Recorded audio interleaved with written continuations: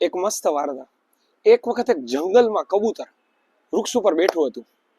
હવે જ્યાં બેસે છે ત્યાં જે જોવે છે કે એની સામે નીચેથી એક શિકારી બાણ લઈને જ ઊભો છે, જેને તાકવાનું કામ કરે છે.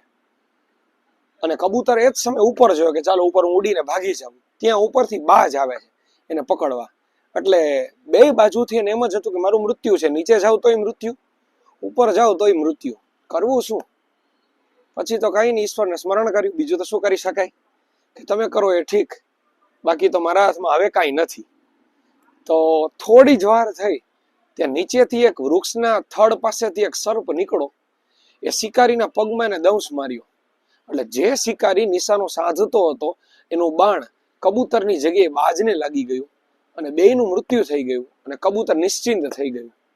આપણા જીવનમાં છે ને આવી ઘટનાઓ બને છે ત્યારે આપણે છે ને આપણી રીતે કામ કરવાની ટ્રાય કરીએ. ક્યાંક છે ને ઈશ્વર ઉપર છોડી દેવાની જરૂર હોય છે. એની ઉપર છોડી દઈએ ને તો આપણે વચ્ચે નિશ્ચિંત રહી જાય, બીજી બધી સમસ્યાઓ સ્વીકારી અને પેલા બાજની જેમ એમનેમ જતી રહે.